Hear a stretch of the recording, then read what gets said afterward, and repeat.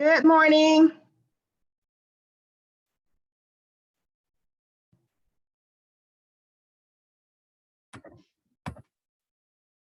Good morning.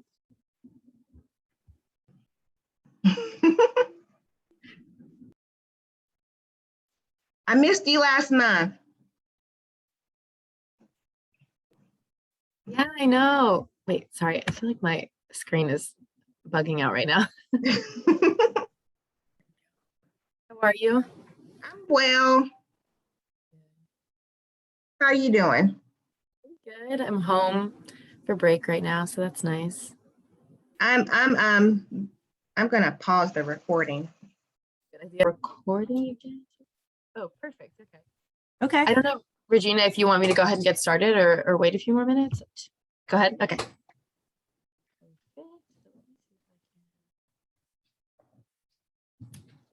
I never know how to move this when I'm sharing my screen. Oh, here we go. Perfect. All righty. Hello, everybody. Welcome to our November office hours. I'm really excited today to have Dr. Bonny Rockette Wagner from University of Pittsburgh again. Like to bring all my professors in. So she is actually an assistant professor in my department, the epidemiology department. And she has a lot of research that focuses on physical activity, sedentary behavior, and health.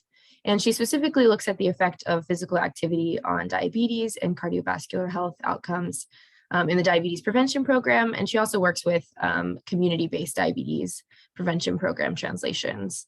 And so today she's going to talk a little bit about lessons learned about engaging participants in physical activity programming. And I'll let her introduce herself some more and go ahead and you did good. That's Okay. fine. And I will go ahead and do a screen share here with my slides as soon as I find them. Okay. All right. Yeah, and thank you all for being here who could make it today. I know it's like right before the holiday. I even thought about that myself. I'm like, do I want to do that? But then I talked to Sierra and she says pretty laid back, and I could, I told her, well, I could pull some stuff from presentations I have, talk to you all about some of the studies I've worked on, and just talk about engagement a little bit, which I think is important and probably looked at, in programs, at least like at our research end, so that we could figure out more things to help with engagement as you're delivering these programs out in the community. And that's one of the things that that's one of the things that Sierra had mentioned to me, is that you've got, as part of this group, quite a number of people who are out there delivering programs. And so I'm interested to also hear your perspectives, although with just a few of you, I'm kind of putting you on the spot, but hopefully that's okay. Hopefully those of you that are on will be willing to kind of engage in a conversation about this. And as Sierra mentioned, I'm just putting this up because, this is just the physical activity guidelines, but my area of research is a lot in physical activity, although I do programs or work with programs and help developing programs that also have a weight loss component. So 2 different programs that are DPP translations. One's online, it's called Goals. I'm not going to talk about goals, but I'll talk about a goal related program. I'll talk about that a little bit. And the other one is the Group Lifestyle Balance program. And so and that's an in-person at community centers. So one's online, one's in person. So just talking about those different things those different types of programs in terms of engagement. But, like I said, what I usually bring to the studies is a lot about the physical activity and some about the behavioral aspects. My background is in anthropology and more the behavioral sciences. So that's how I came to epidemiology. I'll just give you a really quick. So before I did this, I was actually an archaeologist, and I worked for the Gila River Indian community in Arizona for seven and a half years for their cultural resource management program, which was like a really unique and just like really, I don't know, it developed me as a person, sort of, and I don't know how to say that, but it was just like a personal growth sort of thing. I really enjoy my time there. But one of the things, that I found is that the PIMA, who make up most of that community, have one of the highest diabetes rates in the world. So I kind of got to that point in my life where it was, do I go back to school for archaeology and continue that because I enjoyed it, or do I do something else that maybe helps with these diabetes issues? So that's kind of, like I said, it's kind of a personal growth because it kind of pushed me, in this other direction to go back to school for public health. I think it also sort of pushed me to go back to Pittsburgh, where I grew up. Just seeing just the way people in that community take care of their families and their sense of community and all that, it kind of in a weird way pushed me to go back to my home community, you know what I mean? And reevaluate my relationships with family members and things like that. So anyhow, those were some of the things of how I got into this area, and why, although my interest, I specifically do more with physical activity. Obviously, weight loss is important and nutrition is important and all that stuff too. It's just that it's hard to specialize in everything. It's good to allow other people to be experts and work with you. It's nice to work as a team, I think, and bring something to them. Anyhow, so that's just a little bit, that's my only extra thing, I guess, about me. Sierra covered the rest of it. But anyway, so that's why when I talk about physical activity in these programs for both the group lifestyle balance and active goals, which is a goal-based program in the goals intervention, I'll explain a little bit about what I mean by that. But I'm talking about the US CDC activity guidelines. As we have time at the very end, I'll mention the WISE study, which is in older adults. And we use a little bit different guidelines, but I'll mention that there. So just in case I just assume you know what I'm talking about, just to throw that up there. So one of the things that we need to think about, and it's crazy because, we kind of feel like, I think program engagement is one of those things we all know what it is, but when I think of it from a scientific standpoint, if we're going to measure something, we need to be very specific. And so, when we actually go to do that in these programs, what are we talking about when we talk about program engagement? And I'm sort of curious if anybody wants to volunteer at this time, if you've delivered programs. It doesn't even have to be like a physical activity or weight loss program, but when you deliver programs in the community, you may keep track of some aspect of program engagement, or you certainly probably think about program engagement. So what are you thinking about for your programs when you do that? Anybody want to volunteer?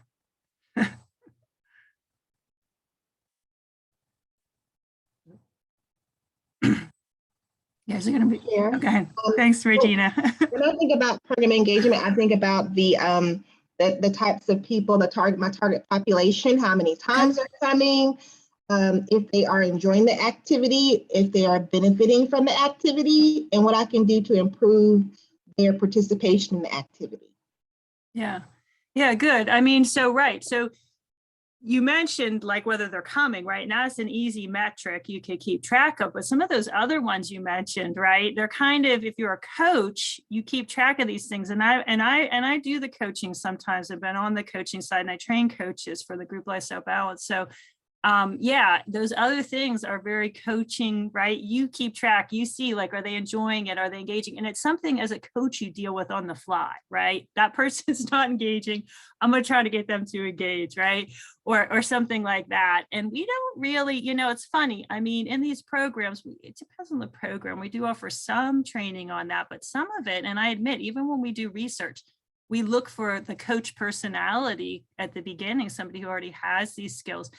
That's one thing and that's even another issue that I've always felt that we need to kind of pick apart to develop more comprehensive training modules and things for coaches, because people come with different skill sets. And so you're very tuned in to people, and you're paying attention to stuff, but other people may struggle with that aspect of that on the fly engagement. So that's a whole nother piece. And I'm not going to talk as much about, since I'm talking as an epidemiologist, and more about the metrics, which is you mentioned, are they coming?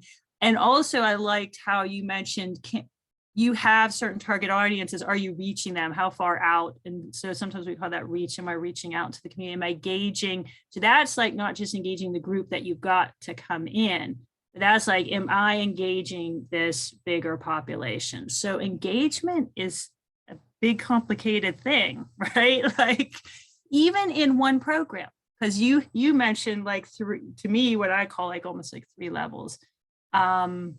Does anybody else have anything else? That was pretty comprehensive, but there could be other, because it's so complicated. Does anybody have anything else they want to add or mention in terms of engagement?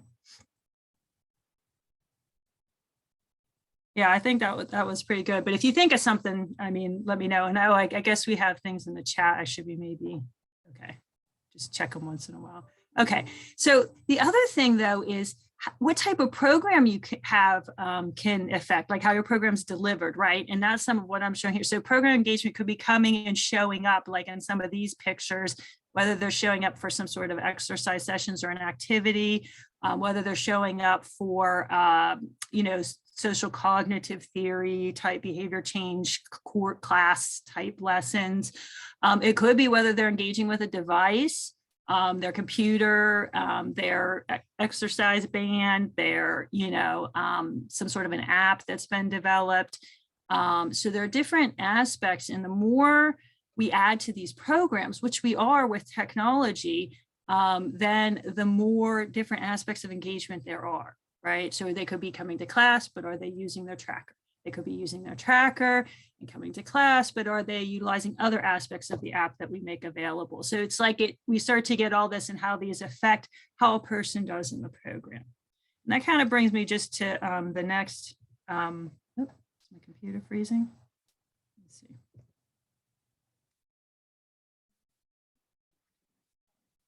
There we go. Okay, just froze a little.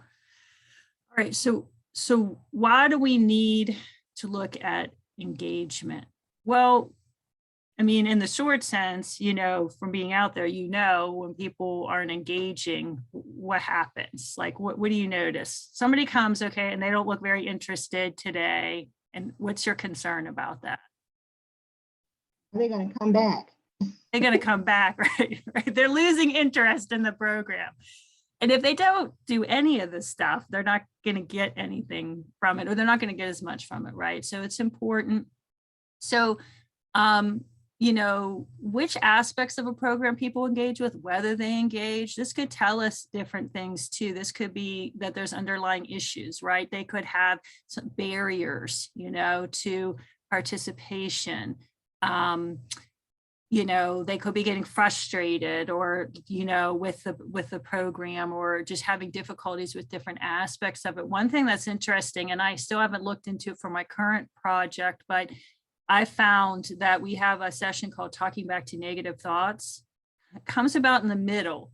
And we lost like more people in that transition after that session than the other ones. Now, is it just because it's the time where it falls in the program? It's about that length that somebody's been doing the program like a month and a half, and like 6 weeks is like where maybe it's a time thing. Maybe it's something about that session. I know that we found that with a few people in terms of the messaging to their coach in my current program, that it seemed that it could be a little triggering for some folks, and I'm concerned about that. And I actually revised some of the materials because of some concerns I had. And that's a standard. That's a DPP. I mean, that's the standard. I don't think it's something we should get rid of, because I do think that it actually really benefits folks. And it is a big problem. I call it like I try to talk to participants when not like I'm so terrible when I fall off the horse, but to think of it as like that's going to happen. It's not an if, it's a when. And how do I get back up, and how do I keep myself going, and how do I not beat myself up, right? How do I accept that these things happen? And so if you can get people to that point, and the people who can't do that, they do tend to struggle more. I find anecdotally, this is something we haven't studied enough in these programs, the particular aspects of the social cognitive theory. So there's the problem solving, there's talking back to negative thoughts. There's some of these different things, and I don't think we picked it apart. And that's something I'm proposing in a grant going forward in this next year. I'm going to put in with some other things related to engagement and stuff to try to study these things more in the online where we have a lot of that information, like we have all their workbook pages and stuff.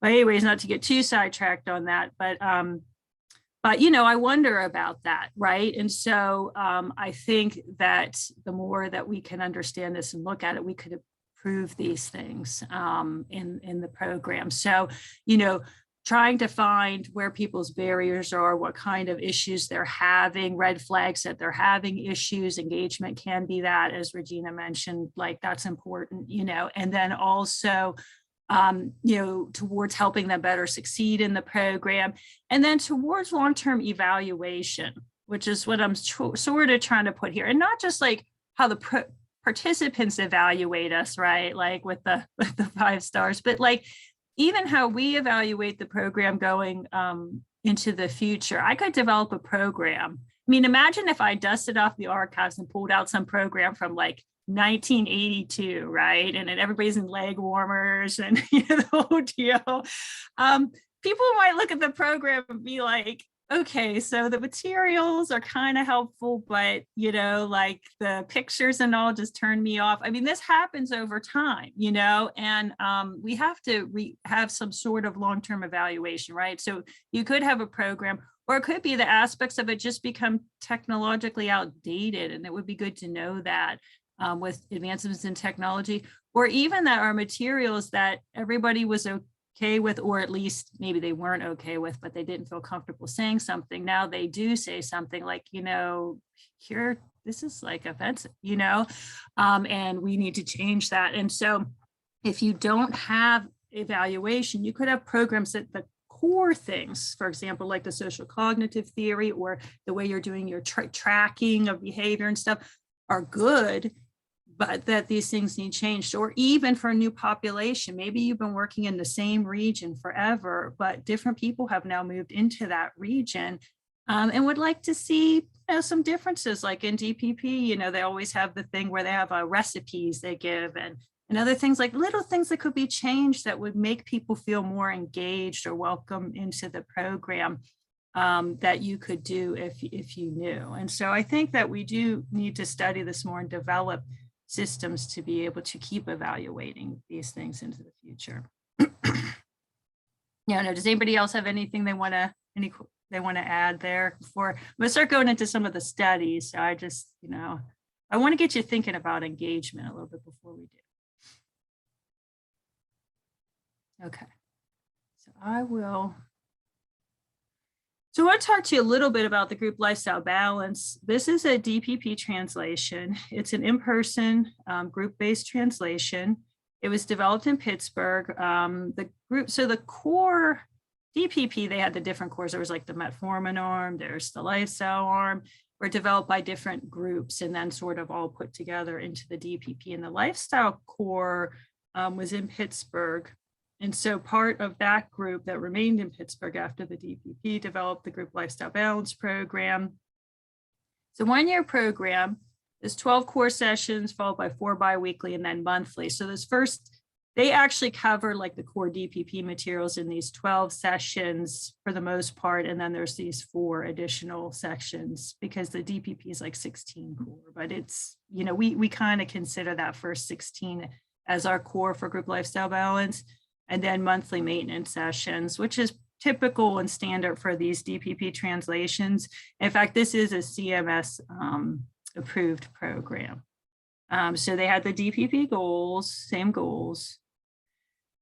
This program we partnered with, in the testing and the study of this. Oh, and like I mentioned there, Andrea Kriska, who was my graduate school advisor, my PhD advisor, and I still work with her, and we continue to develop out the group lifestyle balance program, some new versions together, was the PI on that. She's still in Pittsburgh until she retires, which hopefully won't be too soon. So we partner with community centers for this. And we recruit people that are community members. They live within a certain radius. We sent flyers out to a certain radius around the community center. Although people who heard from word of mouth who wanted to attend that, we didn't limit anybody. We didn't say, oh, you live too far, you can't go or something like that. Out about it from a relative, friend, whoever, or they attend the community center, then that's fine. But we just use that technique of the mailers to get people within that radius who might be able to travel to that center.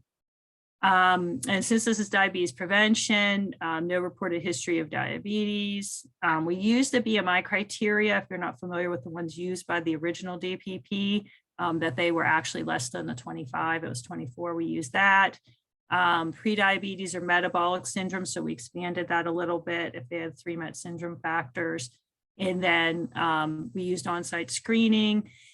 And we used information sessions with that study to kind of give people, you know, to make it more accessible and understandable right from the get-go. We talked to them, you know, about the program. They're invited to join us at the community center for an information session.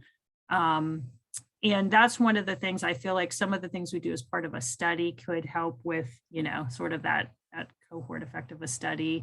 In terms of our engagement versus what you deal with, you know, out in the community, where you're really trying to reach the people that are probably even harder to reach than like we go out further than a lot of studies do with this into the community, but it's not exactly the same. You know, I know that you guys are going out even further, trying to get people into these programs, and folks that may have even more barriers and difficulty in participating. So even though the age is basically all adults, our mean age is still, you know, pretty high. And that's just largely because of the criteria for having prediabetes or MET syndrome, you know, that we do have these criteria. We also do find that out in the community, sometimes younger, healthier people in general, even if they meet those criteria, they feel pretty good, and they feel like you know, that's kind of like in the future, like they'll deal with that when they get a little closer. It may even have to do with other commitments, you know, with having kids and all that kind of stuff. If people have families and other, you know, they may have more commitments. But anyways, we do tend to get a higher percentage of women who actually join these programs. It's harder to get men engaged. There's actually a researcher at University of Pittsburgh, Tiffany Gary Webb, who did work in New York City with Black men in developing out a translation of the DPP for that group. And that's very interesting. And if you're interested in that, and some of the things these men had to say about, like, for example, their comfort level, talking about their weight in front of women and things like that, look up some of her work. Again, that's Tiffany Gary Webb, and she's done some really great stuff with that. So if that's something you're interested in, but it is harder to get men to join these programs in the first place. What we often find, though, is that when men join the men who do join these programs, they sometimes do better. Now, there's different theories as to why that is. Either we're getting the ones that are they're like more motivated, you know, because they joined this type of program when maybe men are a little less likely to. There also, you know, could be things about, and I don't want to, like, you know, there are some studies suggesting that women can have a little more difficulty losing weight, although they did see good weight loss. Like if you look at DPP, if you look at GLB, we did see like good weight loss across the different groups, like men, women, and different racial ethnic groups and all that. But there are some studies showing some differences in weight loss. And so it's hard to say. There could be a bunch of factors. I don't know that that's been really studied enough. Again, that's another aspect of engagement, of bringing those people in, and we do need to understand that better, and what we need to do to better engage the communities. So in this program, I'm going to kind of skip to the engagement a little bit. Now, all the programs I'm showing you, we did get good success. So in this program, we did get good success in weight loss. It was about 5.5%. So we did get meet the CMS requirements. Loss, we did get people to improve their activity. I'm not going to kind of skip some of that, but just really talk about how we did. So in these in-person programs, attendance, because that's a metric that is something that can be easily measured, and now even more so, it's part of the CMS reimbursement for these programs. So they have a tiered, and if you're not familiar with that, if you're somebody that's interested, if you're already doing this, you may know about all this and what the CMS, tiered system, but I just put their website there that talks about the billing. Like if somebody attends one session, it's like $25, and at least 4 core sessions, I think it's 50, and all that kind of stuff. So attendance and weight loss are part of the tiered system of reimbursement. So it's important for that reason too, which I didn't mention on those previous. I figured why measuring engagement's important. If you need to get reimbursement, it's important. So in this study, and the CMS reimbursement is largely based on the first 6 months, where you have those first 16 sessions. And so we had 14 out of 16 sessions attended on, that was the median attendance. If you look at the CDC DPP, when they tested that in like 15,000 people, they also got 14 out of 16. So this is like in line with that, but they're both translations. And also I want to say that when they developed that program, there were several groups they brought in who already had successful, group-based lifestyle interventions that were running around doing it. And they asked them to come in and help to develop. And so there were members from the Group Lifestyle Balance. Group Lifestyle Balance did have an influence, along with other people's programs, on the national DPP. But anyhow, so we had really good attendance. And I already mentioned for CMS, if you're trying to get your program recognized, they're looking for in their preliminary, when you submit your paperwork, that you have at least 8 out of 16 on average, and that their national DPP had 14, like I said. So attendance, is important for those reasons, but it's also important because it has been shown to relate to whether people lose weight and maintain their weight loss and increase their activity in these programs. But it's one of the only big metrics that they collect in a lot of in-person programs, which, like I said, it's understandable because it's hard to do. Now, one of the things when we did the Group Lifestyle Balance program, now I was a doctoral student then, and I actually did my PhD work on the DPP, like on the continuing DPP and measuring activity using monitors and all in the DPP. But I did work also on the Group Lifestyle Balance when we did this study, which we called Healthy. And when we did Healthy, I also did a lot of work in sedentary. So Dr. Kriska and I sat down and decided that we felt like that we were noticing, and again, this is sort of about engagement, that some people were engaging in the weight loss, but not the physical activity. And anecdotally, and by being coaches and kind of being out there and talking to folks, we were aware of the fact that some people felt like it was too hard. Now, if you go to physical activity, if you go to exercise science people, which I do go to ACSM, and I belong to American College of Sports Medicine, all that kind of stuff, and I go to the meetings and I present stuff. And I talk to them about that. Some people have trouble doing moderate. They just look at you like, what? But remember, a lot of those folks I work with are like athletes, and they don't get it. Like, they don't even get it when I tell them I sometimes lack the motivation myself and exercise better and longer if I have a TV when I'm on the treadmill. They're like, really? That helps you? Like, this one guy says to me, I think my mom does that. He's like, no, I just like to get on and run. And, it was like he couldn't even imagine that. But, so it's kind of funny to me sometimes. But I do feel like some people can be a little bit out of touch. Anyhow, one of the things that Andrea and I felt is that there are some people, they could be in populations with mobility issues, either older adults or other folks that have reasons for having mobility issues, or they could be people, those mobility issues could just be from being overweight for a really long time, and starting to have joint problems. But anyhow, the bottom line is we found that some of our participants, we wondered if they do better if we kind of bridge them up to activity, and that they might participate in the activity arm of it more if we started them with just sitting less and then try to move them up to activity. So we did that. I'm not going to get into all the details of that study. We're working on getting those published, but we also found really good participation. I don't think that the average was it was 15 out of 16, and I don't think it was higher than the other one because of the sedentary. If anything, it was because we've gotten better at some of these other aspects that, like maybe that Regina was mentioning, that you don't even realize your coaches get more experienced and they just kind of get better at pulling people in. And in that one, we actually looked at the post-core as well, because as part of the CMS requirements, they're now, or the reimbursement rather, they are looking at how they do in the maintenance, which we're calling post-core here. And we also did get really good attendance in that. Now, so far, all I've done is sort of toot our horn and not really talk too much about like what we've learned. You know, we did have really high,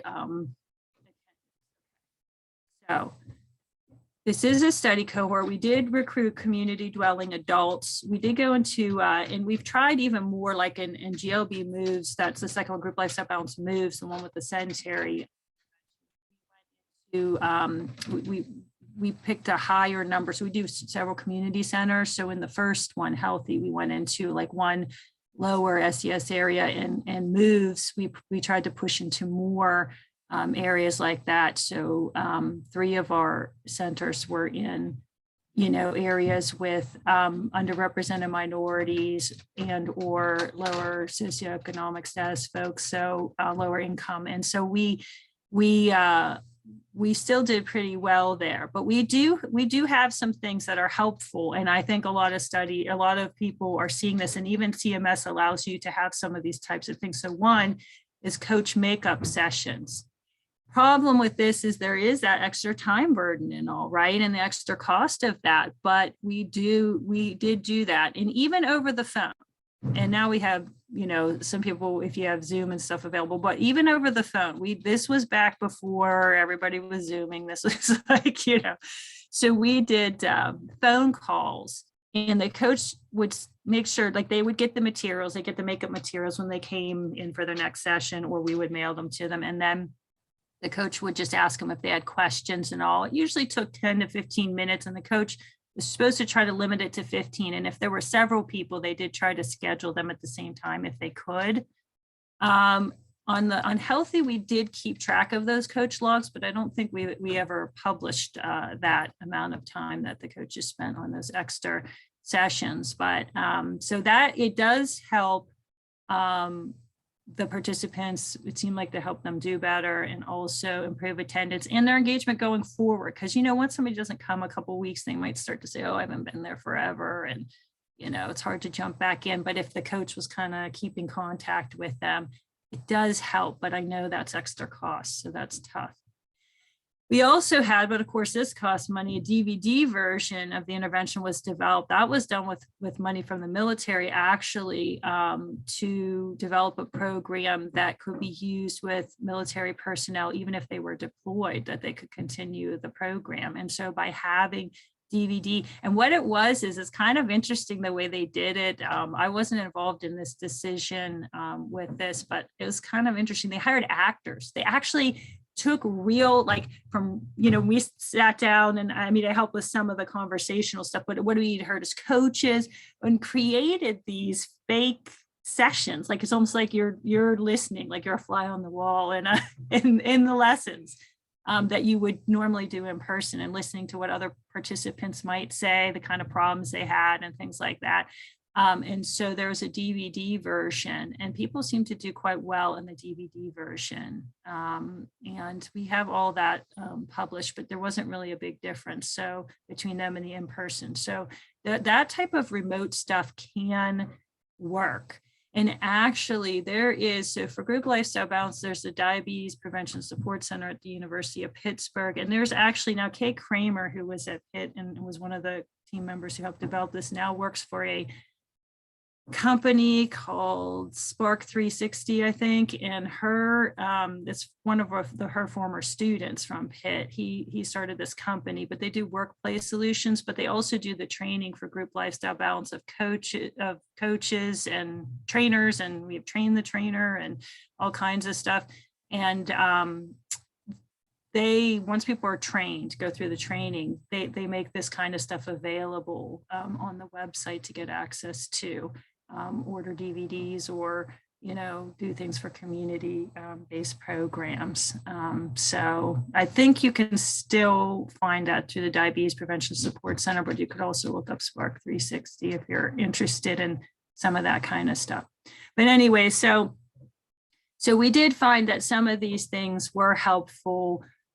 But when it comes to the in-person, it's very burdensome to try to, how do you quantify this? If you almost have to have an observer, right, at your sessions to observe the things that Regina was talking about, that would also be helpful. So it's difficult for us. It would be helpful to study these aspects of engagement to better train coaches, but we don't, it's not that people haven't gone to that extent. That's something that I would actually like to do as I move forward with this work and really get into the details of it a bit.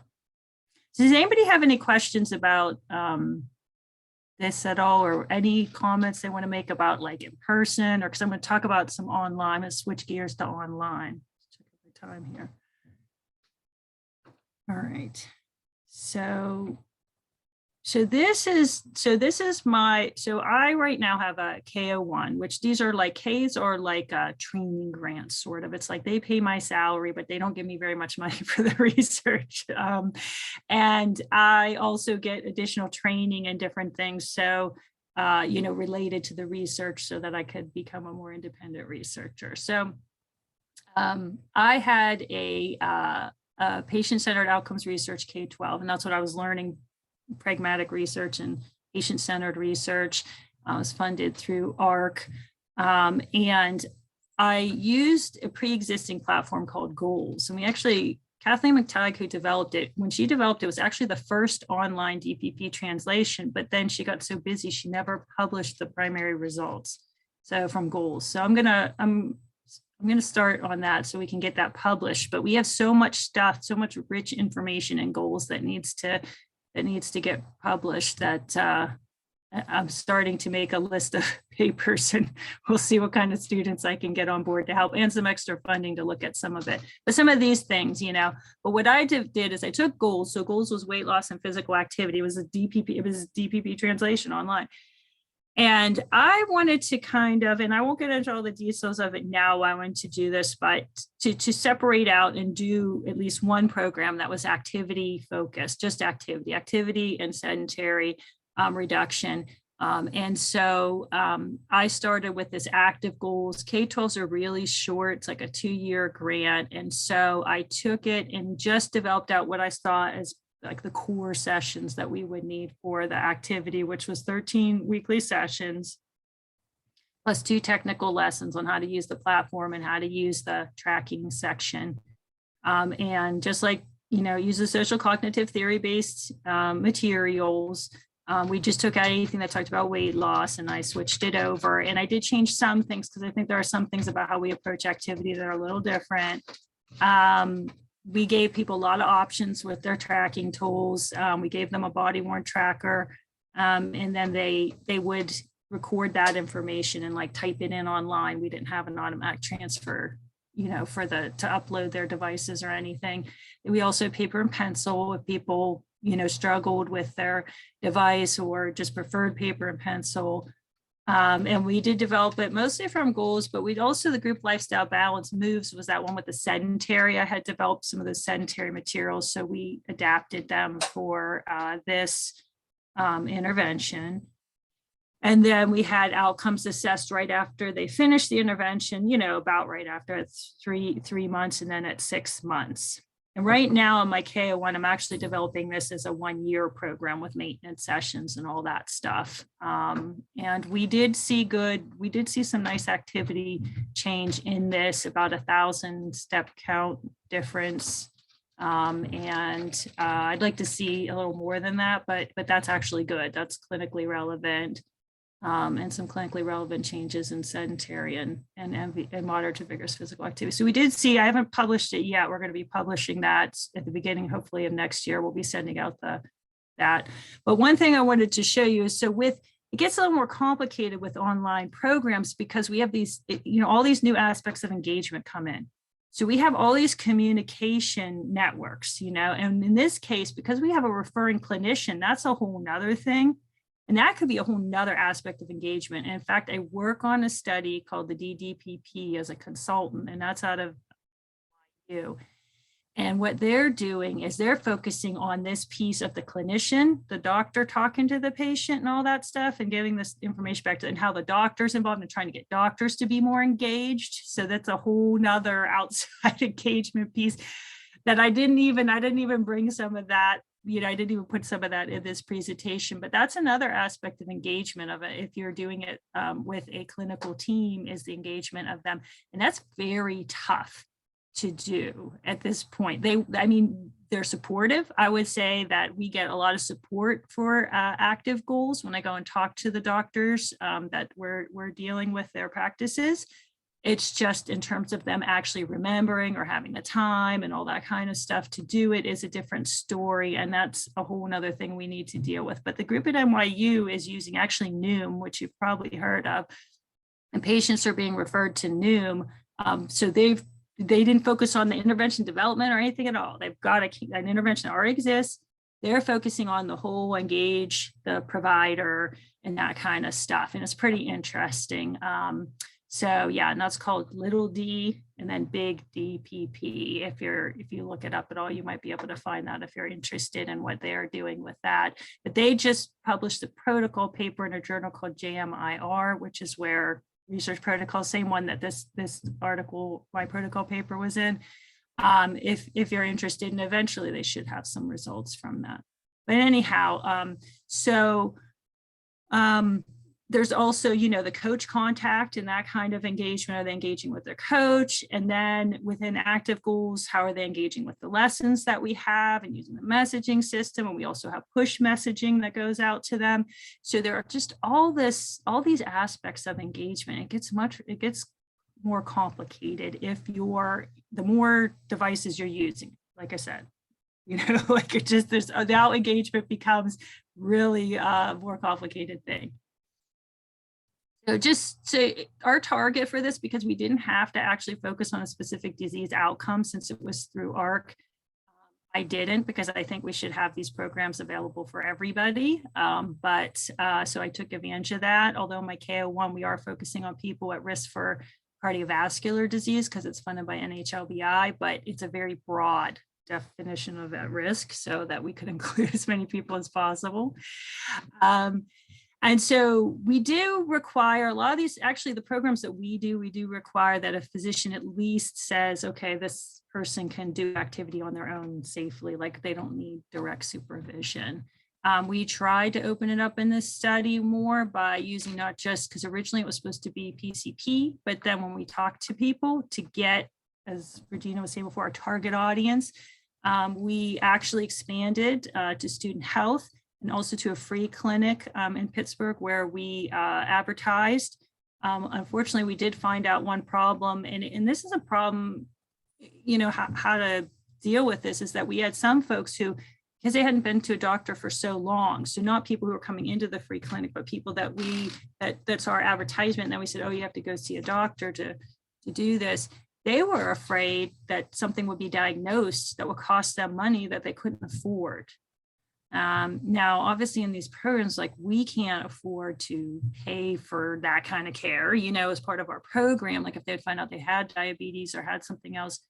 But that's something that we need to think about is, how to better direct people maybe to those services and all. And that's something else too. I don't know how if you guys handle that in your programs, but that is not something that I had really thought about, that people might say, oh, okay, great, and we even help with transportation to the free clinic. So we thought we were doing all that, but we didn't think about, people's needs and how they might, that we might get this response of like, well, I don't want to go because of this other issue. So that's something that is difficult with our current system, but that we need to think about because,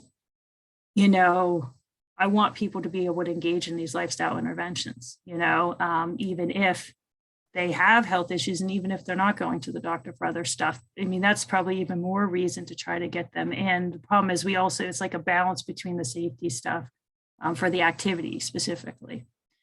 Just so for our weight loss programs, when stuff like that happens, we actually allow people, we'll say, well, you could participate in the weight loss, but not the activity part.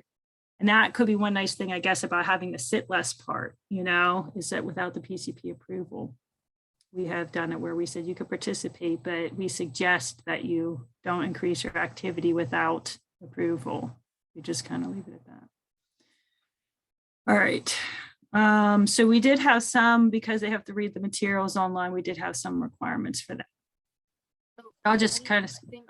Regina had a question really quick. Oh, yeah, go ahead. Go ahead. Yeah, I have two. I put one in the chat box. Did thank participants you. have to have a fee waiver from their doctor to participate? Is that why you told them they had to go to the doctor before they can participate? No, so one of the things we worry about with having people increase their physical activity unsupervised, and they could even just have them sign it, like they could send a form and have it signed by a doctor. They didn't necessarily have to go in for like an evaluation, because we're not having them do anything that's so vigorous that they would need like a stress test on a treadmill or anything like that. Just something that says, yeah, I think this is appropriate for this person, and I think they're okay to increase their activity on their own. It became more of an issue if they hadn't been to the doctor in a long time and like they weren't in contact with the doctor regularly enough to have somebody just be willing to sign off on that.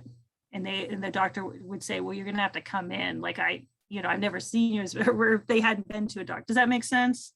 Yeah. So it's just a safety thing where there's some concern. In the American College of Sports Medicine is loosening up the safety guidelines for physical activity intervention if the people are just doing moderate. And there are some programs now like this where it's questionable for what we're doing as to whether we might be able to do it without that form at this point, according to the American College of Sports Medicine. It's still a little debated. We're sort of in the gray area a little bit, and that needs to be clarified a little bit more. But they've definitely lowered, because they want more people to be able to do it. They used to have higher requirements for the safety stuff that they would suggest to you. So yeah, and we don't want anybody to get hurt or have some sort of an episode, but at the same time, we want people to be able to participate. So it's like this thing about the safety and how to handle that with the evaluations. Yeah. So hopefully that answers it. And then did you have anything else, or was that? Yes, the second question was like the online engagement for a lot of the communities that we serve in the Appalachian region. Connectivity to Wi-Fi and broadband is often an issue for participating in online programs. Did you find that to be the case with your population? Yeah, so that's a good question. So what we did was with this program, we had people all the way out to as far as Erie, PA, and it was nice because people could even move out of state and stuff, but they did have to be able to access the online platform. And we did have some people. Now, one issue we had just with this beta, it's sort of like you could consider it almost like a beta version, was that we didn't have the money to develop out both the computer version and the like a phone version, that would look right and function right on a like phone. An app, like a mobile app. Like a mobile app. So what we did for this testing version is we used the computer version. And that was definitely an issue where we had folks who told us, like, I don't have a computer, I have access to a computer. Like most people have phones and tablets. And so for one thing, phones and tablets are definitely better to access everybody because less and less people have computers. But that was just with this because it was the way we tested it. The funds were so low for the K-12 that I couldn't, but that'll be resolved as we go forward anyhow. But we didn't have as much of an issue because I think more of our participants were within Pittsburgh, and people said we did have some people who did access the program from, say, like a library, like a public library or somewhere like that. We did have a number of people doing that. We didn't have Wi-Fi, but because I think the type of area that we are in, people had some sort of access, whereas you're more rural, they might not have that, right, to access, and that can be an issue. There are some ways that these programs could be done, and I think that's something we need to think about moving forward too. Where in other words, you could do it where it could somehow be done offline or sort of, where you could send it to them and it could function offline but they'd still have to, you'd still have to get it to them somehow, or you could have it where it's materials that you send them, that people are doing it online or with some sort of mailed materials and doing the sessions that way. Because the only difference, this program is pretty simplistic. It almost runs like a slideshow, like with audio. And then there's workbook pages that they fill out. But those workbook pages are just like pages you could fill out on paper. So a program like this could be adapted to have, like, the materials could basically be put on paper and sent to people. I mean, it's, but, but it hasn't been done. But yeah, that's a good question and good point with that. But just to show you that like the social cognitive theory types, I mean, it works that way. Like it would work if it was a paper intervention, we just have it online. I just have a quick question. Sorry. Yeah. About the app you were kind of thinking about. I don't know. Do you have an app that's kind of developed for that, or is that part of what you're doing? I just wonder, I guess, like, is that something that the person could download, and then once they've downloaded it, they immediately have access to all the materials that they need, or would they continually need access to Wi-Fi to keep downloading things? I guess you wouldn't have that communication aspect, but. Yeah, I think it's something we would have to think about specifically. Like, it could be done where they then have access to them. The way we've done the program is to try to keep people on, since it's self-paced, to try to keep them on a good pace. The materials, like online, they release every 5 days. So like if you finish a session, it's gonna be 5 days before the next one comes up, kind of, because we do have some folks that would just kind of go through them, so it kind of keeps you on track, and it sends you reminders and all that kind of stuff. So it would be good if they were somehow sent them by somebody, and so that would be the issue that I would think of. Like, ideal would be to send them to them and they could download them and run them offline, but then they'd still have to be sent once a week, and that they'd have to access, so I guess if it was on like I don't know, that seems kind of crazy. So it almost seems like having a paper version or something would be, and like I said, it would be doable because that's how the materials were developed. The only thing is, I could see going forward, I do think in some ways we need to update the programs to be more in line with how most people interact with technology, which is that they would become less like a paper version. I don't know how to say that, because we would probably have shorter, like the sessions are like 20, 25 minutes. It's like you sit down, you do this lesson. I mean, when I get on and I want to learn something, I do a lot of gardening. I want to learn gardening, and I pull up 3 videos, and one says it can teach me in 5 minutes. The other one's like 25. And usually there's a big age gap. It's usually an older person like and when I say older, I mean like my age and older, doing the one that's 25, 30 minutes, and somebody younger doing the one that's 5 to 10 minutes. And I often pick the one that's 5 to 10 minutes. And I do find that a lot of people have now learned how to boil it down to like that shorter and really get the same amount of information in. And I think that we are going to have to do that as we go forward with these programs to keep people engaged. And that's what I was talking about, as things change over time. But I'll just show you real quick, because I know we want some time to, I guess, to talk about anything else, but just to get through this. So we got really good engagement in this program. So the median lesson completion was 15 out of 15, and 58% completed all lessons. So the middle 50% was from 8 to 15 lessons, and it's 15 because there's 13 weekly plus the 2 technical lessons. It took them about 5.3 days to complete a lesson, which means that they were sort of not completing them. Like if they'd have completed them as quickly as they could, there would be 0 here, because like they were released every 5 days. So they were really completing them about 10 days apart, as opposed to the 7 like weekly that we expected. So people did take a little longer with the self-paced. Possible that they were waiting for, like the one coach told me she felt like she would send the reminder and then they would go, oh yeah, and then they would do the lesson within the next day or 2. So that about 50% of the people were waiting for that reminder. So it shows that those reminders might have been important. Median weeks message coach. So this might seem weird, but this is where they proactively message their coach extra. Their coach would send them a message every week, but this is people who ask for extra support. So in general, we didn't get like people feeling like they needed a lot of extra support, but we did get some. We did see a little bit of an age difference with older people wanting a little more extra support. I use 3+ days of tracking activity or sedentary because I personally feel like, just from working with activity a lot, is that if a person doesn't track at least 3 days, I think it's going to be hard to change their activity. And so it's just really hard to get a representation of your activity and to be able to change that. So I used that. That was my criteria, but it kind of goes with the literature a bit. And we actually did get really good tracking of activity, and actually of sedentary. Sedentary, we don't bring it in until a few weeks later. So they didn't have as many weeks in which they could track that. And the leg time to data enter physical activity. So what this is like, if I'm active today, what day do I put that activity? What day do I go into the platform and upload it? It was about 5 days later on average. So what we were thinking is that they're going in once a week and they're doing their lesson. And when they do that, they're either using like the stuff off of their monitor, the memory, to keep track of their activity, or they're writing it down using the paper and pencil we provided, or they're depending on their memory, which isn't as good.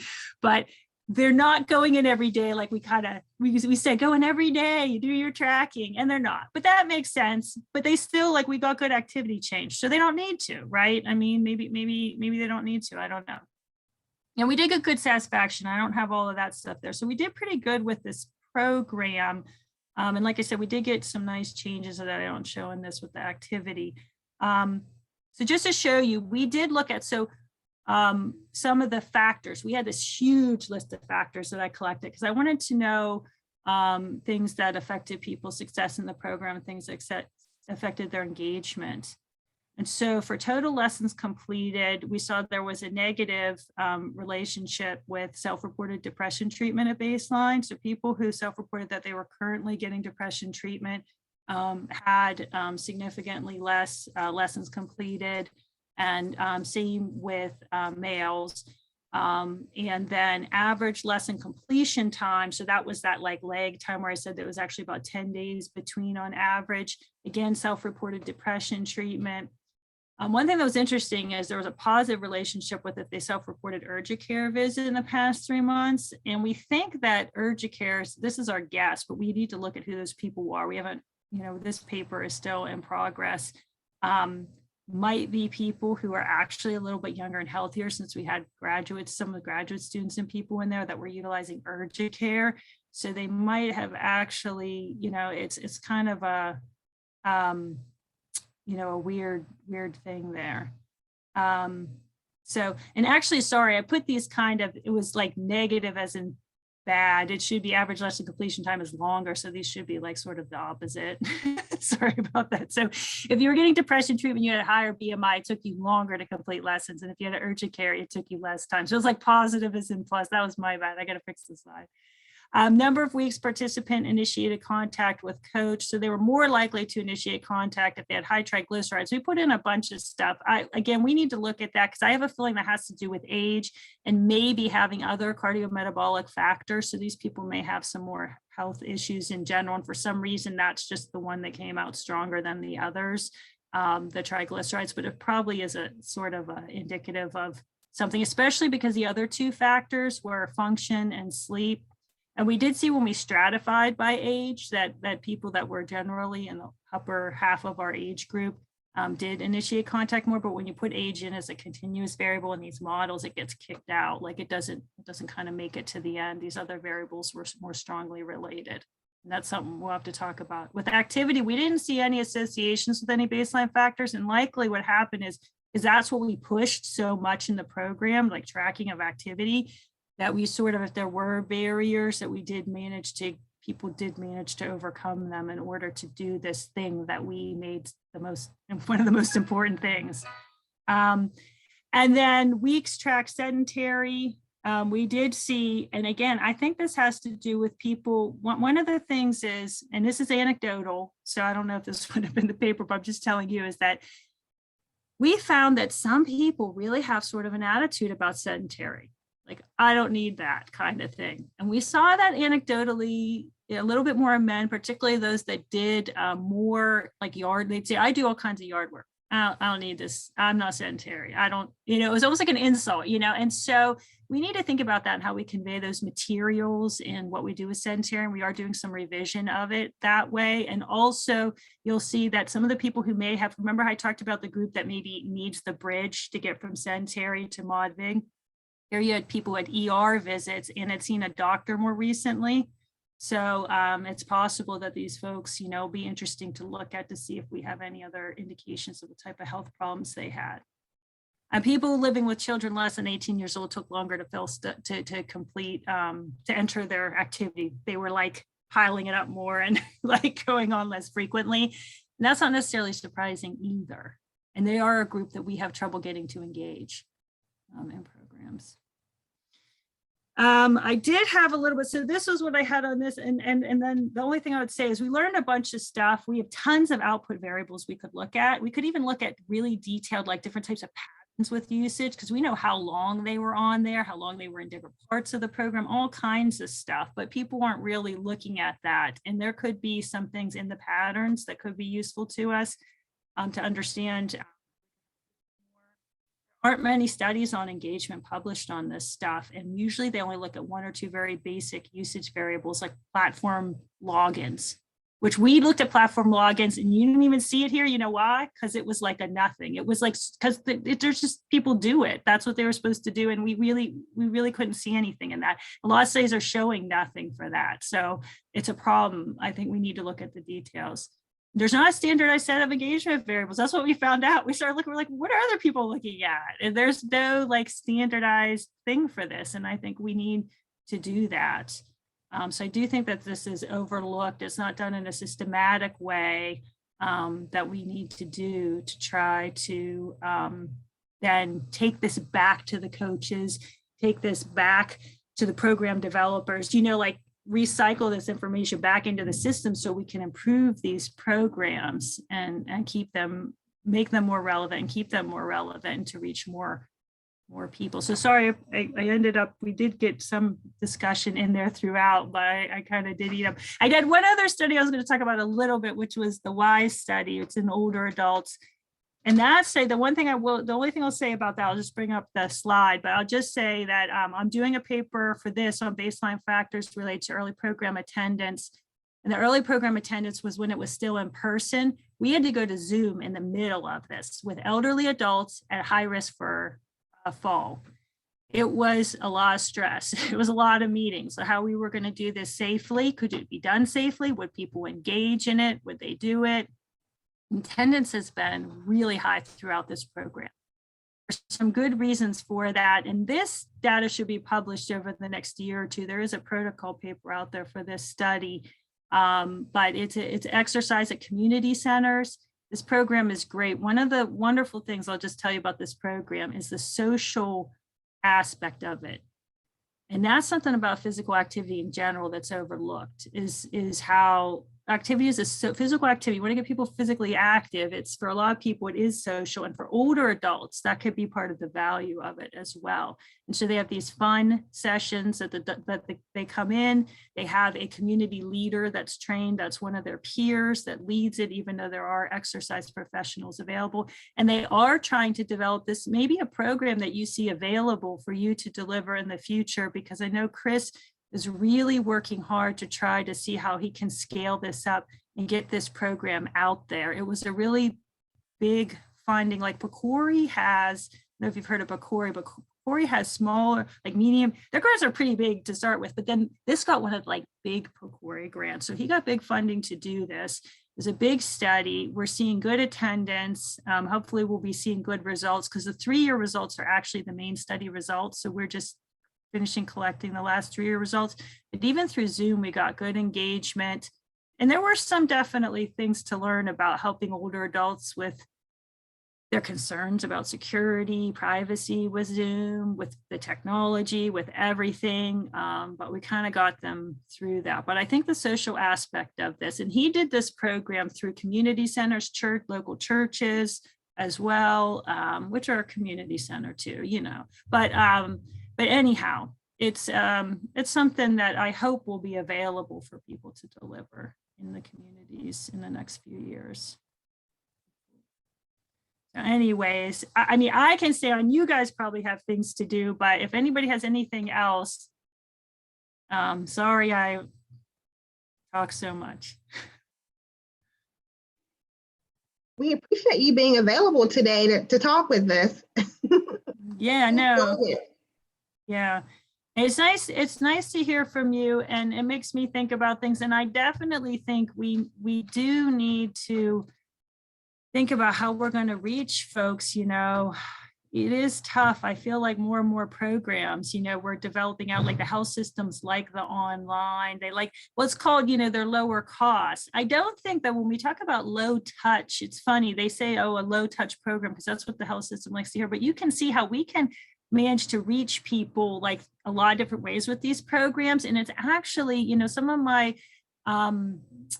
people I work with that just do the in-person, that are very skeptical of the online, will say like, yeah, but there's not real contact and all this stuff. But as they're seeing, some of them I talk to and show them what we're doing, they're starting to come around and be like, okay, so like it's different, but you're doing a lot of avenues of contact, and maybe it's a little bit more than it seems like. You certainly can't get this social aspect like with older adults.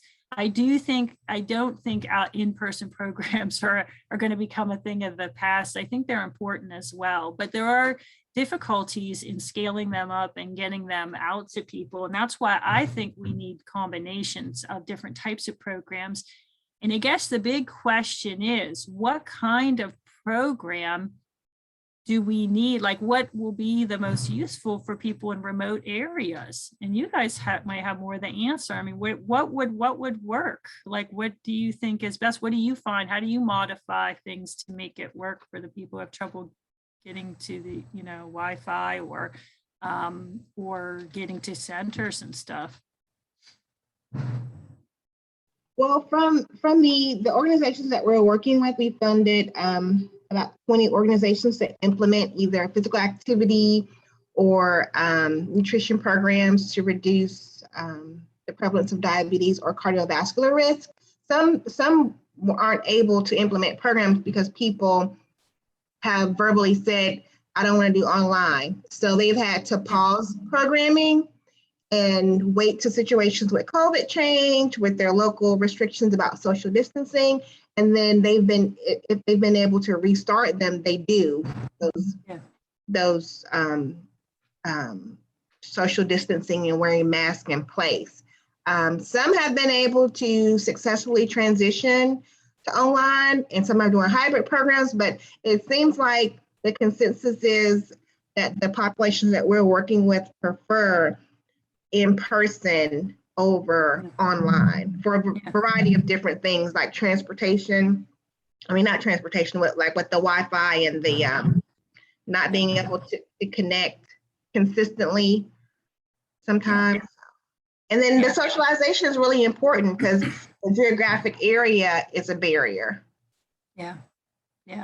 And see, that's why I think that, and it's funny because like I do know folks that are in the online who do feel like, oh, in person, it's, but they're wrong. And I think the thing is, we do need different types of programs for different people. Definitely. We need to have those options available. And I also think, though, even within these programs, we need to think about how we're going to reach folks. It seems like in the online have been around long, I'm sorry, the in-person rather have been around longer. It seems like we do have more solutions to that with, being able to do some calling by the coach or sending the paper materials, like, because we do that with Group Lifestyle Balance. We, if they can't come in and pick up the paper material, because they get paper materials for their booklet that they do, that can be done. And I think that the online folks, I mean, I don't know anybody, and I'll have to talk to some more folks, but I'm going to do that now and actually bring it up, ask them what they do about this, or if somebody has trouble. I mean, obviously, usually it's just elimination criteria in terms of the study, like, hey, if you can't access this stuff. But I think that that's something that we need to think about. And like I was saying, these materials actually could be put into paper workbook pages and all that kind of stuff, where it could be sent to a person, and so that's something that we need to think about. And then the coach contact, I mean, everything they do via the platform could be done via a phone. It could be done through texting and phone calls. as opposed to the online platform in terms of that contact.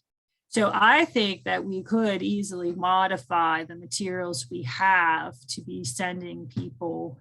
And that would be interesting to do, where we had that option available and see how, if that works, so that you could offer the program either way. And it would still be sort of that lower touch program, but with the one-on-one, the individual and the coach contact and stuff like that, with the coach following up. And I don't know if something like that would work, but that is something that I think that we should. And if we did that with our online, with the folks in remote areas in mind, maybe it would prompt other online interventions to think about how they need to have other options. Yeah, because I feel like right now their attitude is kind of not good. It's kind of like they're either just waiting till, everybody has Wi-Fi, or I always hate when people put it on the participant. Like you said, some of these folks don't want to get on the Wi-Fi, but I work with researchers who would say, well, that's like on them, but that's not, as public health. See, that's not the way we should think about it in my mind. And I think that we do need to always meet people where they're at. I mean, that's right. That's what you got to think about when you're doing public health, is about meeting people where you're at. But it's the same thing, I know people that I know in the, the DPP translations, if you look, about 50-60% usually will lose weight. And then you have this other percent that doesn't. And some people will be like, well, we've shown, I heard one researcher says, well, we've shown that in our program, if they come and they engage and they do this stuff, they'll lose the weight. So they're just not engaged, they're not doing it. And that's why they're not losing weight. And that's so terrible, because again, that's like ignoring the engagement piece and what's behind it. That's because we haven't studied engagement enough. I mean, people have real barriers and things, maybe it's our responsibility to look at this and improve our programs. Why aren't people engaging? And as I've shown you, I think that in a lot of studies, like even the ones that exist on engagement, they're relatively shallow in how deep they go to look at this stuff and try to fix it. There are some researchers doing better. Like I said, I think Tiffany is, and some folks, so, in certain populations, but we need to do better with the engagement stuff. So Sierra was right on noticing that was an important aspect, because that's not, I didn't just talk about engagement, I talked about a bunch of stuff. She wanted me to come and talk about engagement, but you're right, Sierra, it's important and overlooked. So, anyways, all right. I mean, does anybody have anything else to say? I think I'm good, but thank you so much again, Bonnie, for coming. I really appreciate it. Sure. And I hope you guys have a great Thanksgiving, and appreciate all the work you're doing out there. And especially during COVID, it's really tough, I'm sure, that I can't even imagine. So thank you for being out there in the communities doing the work. I appreciate that. Have a good afternoon. You too. Bye. See ya.